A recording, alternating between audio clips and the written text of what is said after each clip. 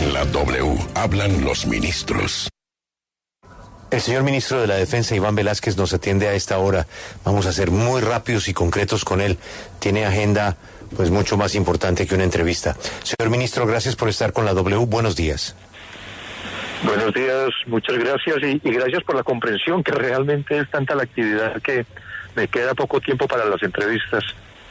Yo lo sé y por eso se lo agradezco. Ministro, hay una polémica sobre el tema de las invasiones y también unas fuerzas solidarias privadas que se manifestarían en contra de invasiones o de unos terrenos que están rotulando o marcando. Nosotros hablamos ayer con el gobernador de Magdalena y dice que él no conoce en su departamento de ninguna invasión. No le pregunto por un departamento en particular. ¿Usted tiene algún inventario, alguna información, alguna queja de que en Colombia se están invadiendo terrenos, se está irrespetando la propiedad privada? Bueno, es un hecho conocido públicamente que en algunos departamentos ha habido ocupaciones, lo que ha venido ocurriendo en el departamento del Cauca, por ejemplo, en varias regiones del país. Lo que se ha hecho es, con medidas preventivas de parte de la policía, impedir que algunas ocupaciones o invasiones lleguen a realizarse efectivamente, y en otros casos se han producido también desalojos como corresponde hacerlo a la Policía Nacional. Ministro, usted ha hablado sobre la fuerza pública y ha hecho un cálculo de cuántos policías o militares hay por cada número de colombianos. También usted ha hablado del presupuesto de la defensa. Señor ministro, ¿usted piensa reducir el tamaño del ejército y policía y eso ahí se concentraría la reducción de el rubro de defensa en Colombia? Bueno, en cuanto al cálculo del número de miembros de fuerza pública por habitantes, no fue una cifra que hubiera presentado yo, esto fue de la audiencia ayer en el Congreso de la República, sino que son datos entregados por el senador Humberto de la Calle en la exposición de motivos al proyecto de acto legislativo que presentó para la eliminación del servicio militar obligatorio. Entonces, no es que desde el ministerio se hubiera hecho ningún cálculo de esa naturaleza, como algún medio planteó que estaba yo, que había criticado la cantidad exagerada de miembros de fuerza pública por 1.000 habitantes. No hay ninguna intención, no hay propósito de hacer reducción ni de fuerzas militares ni de Policía Nacional, y eso lo puedo afirmar absolutamente. La reducción en el presupuesto, que es más bien la reducción en el incremento que se había previsto para el 2023, no afecta para nada el funcionamiento de la fuerza pública en su conjunto, es decir, ni fuerzas militares ni Policía Nacional. Señor ministro, no es un secreto que ha habido un revolcón en los distintos mandos de fuerzas militares y de policía. Cada vez que pasa esto, no en este gobierno, sino en cualquier gobierno, se advierte que hay preocupación, que hay molestia, que la moral, concretamente en este revolcón que ha sido fuerte, fue un remesón fuerte. ¿Usted ha sentido qué ambiente en las fuerzas públicas de fuerzas militares y de policía? Yo no he sentido ninguna sensación, no he tenido ninguna sensación de reacción adversa por estas decisiones. Me parece que en lo que he conversado con oficiales, con generales, con los comandantes, ha habido una aceptación natural de esta decisión. No se presenta en realidad ninguna situación complicada. Lo que se ha presentado, por ejemplo, que se ha perdido una gran capacidad, una gran experiencia, y que entonces ahora por esa razón la fuerza pública no va a actuar de la manera como lo venía haciendo, es también una afirmación equivocada, no solo porque ha continuado con su misma actividad, sino también porque un coronel tiene más de 25, 30 años de experiencia, es decir, son personas igualmente formadas. No se ha producido pues ninguna afectación por las medidas que se tomaron en ese sentido. Señor ministro, quiero preguntarle sobre el tema de tierras otra vez y quiero preguntarle quiénes están detrás de esto, porque asegura la policía posiblemente podrían ser disidencias de las FARC o los mismos tierreros que también operan en el centro del país. ¿Quiénes están detrás de esas invasiones? Bueno, creo que es necesario distinguir de comunidades indígenas que con sus reclamos por décadas y por sus acciones de ocupación por décadas desarrollan ocupaciones, por ejemplo, en el departamento del Cauca. Pero también se ha detectado de organizaciones criminales que o están engañando a comunidades para ocupar terrenos, están haciendo realmente un negocio con estas invasiones. Igualmente se tiene información que desde organizaciones armadas ilegales también se ha instigado a comunidades a que tomen posesión de algunos terrenos. Sí, ministro, a propósito de ese tema, pues hay preocupación por la organización que están haciendo algunos de los ganaderos, porque, por ejemplo, el gobernador del Magdalena ha dicho que esto sería revivir las convivir o grupos de autodefensas. ¿Esa preocupación existe también en el gobierno? Hay una decisión absoluta. No se patrocina ninguna organización de civiles que asuman por mano propia la justicia. No puede existir una participación combinada de fuerza pública con civiles frente a esta situación de invasiones u ocupaciones de terrenos. Y esta sí es una declaración enfática del gobierno. Ningún germen de organizaciones paraestatales puede ser admitido. Señor ministro, vimos a el comisionado de paz reunido con disidencias de FARC, lo cual significa que el gobierno sabe dónde están los jefes de las disidencias de FARC. ¿Habrá ofensivas en contra de estos grupos o de momento, y mientras se avancen negociaciones, no habrá ningún tipo de ofensiva, ataque o intento de llegar al lugar donde se encuentran los cabecillas de estos grupos que están sembrando terror en muchas zonas del país? Bueno, pero es que en esto naturalmente no es que el Alto Comisionado para la Paz disponga de ubicación de jefes de organizaciones armadas ilegales y pueda ir entonces a los sitios a entrevistarse. Esto es un proceso en la confianza que se establece y con procedimientos que el Alto Comisionado para la Paz tiene en el momento en que va a entrar en contacto con alguna organización.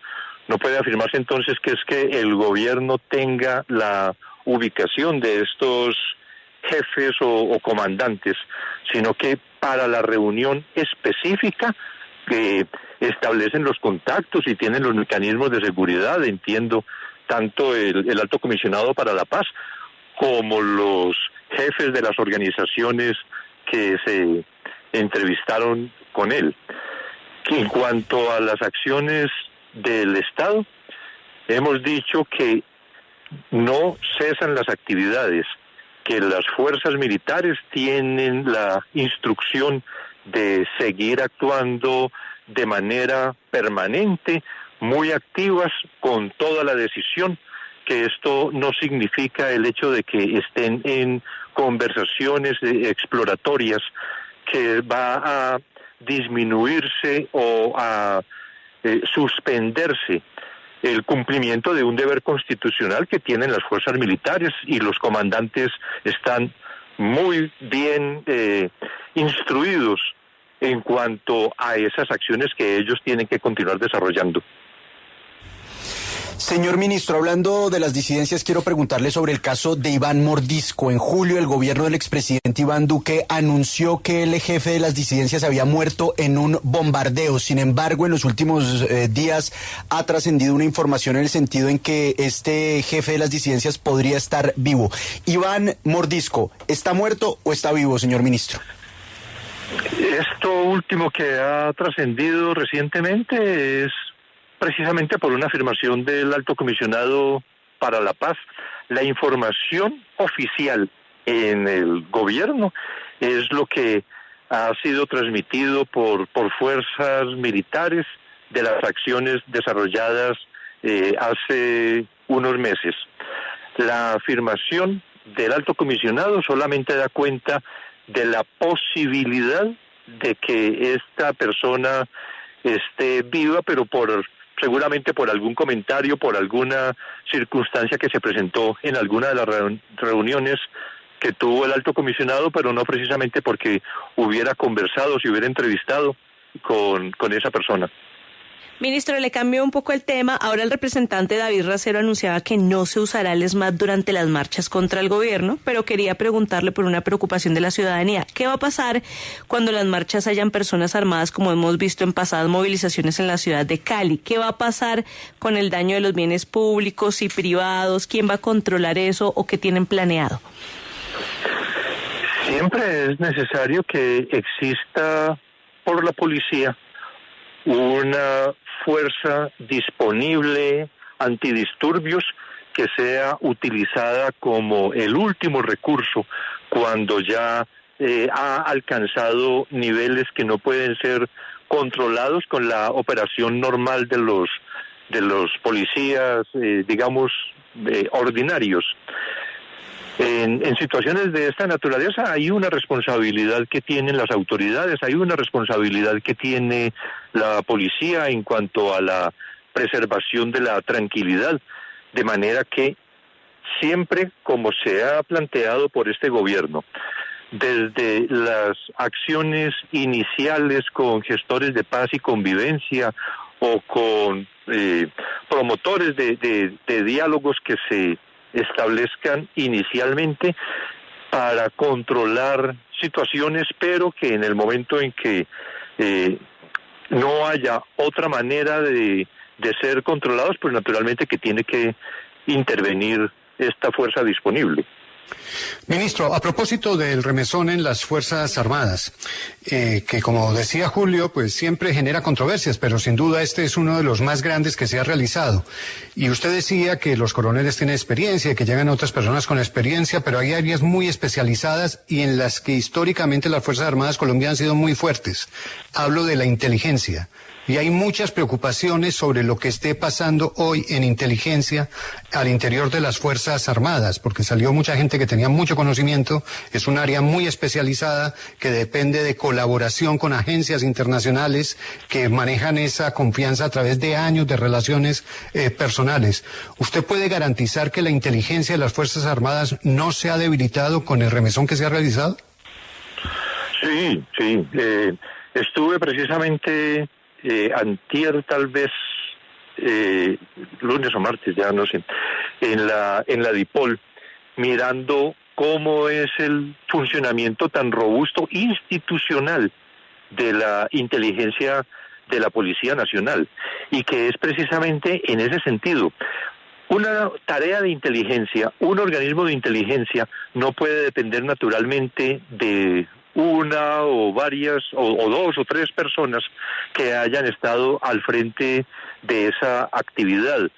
Son organismos compactos, sólidos, con suficiente experiencia, con las capacidades que, independientemente de la salida de uno o dos de quienes han estado desarrollando actividades de esa naturaleza en cargos de dirección, vaya a generar una afectación del cumplimiento de esa actividad. Hemos estado reunidos también en estos días de la comunidad de inteligencia con diversos directores de organismos de inteligencia de la Armada, del Ejército, el propio director nacional de inteligencia, en toda la comunidad de inteligencia, y lo que veo es que no hay una disminución de sus capacidades. Última pregunta, ministro, aprovechando su tiempo. ¿Quién va a ser el superintendente de vigilancia y qué giro va a tener esa entidad?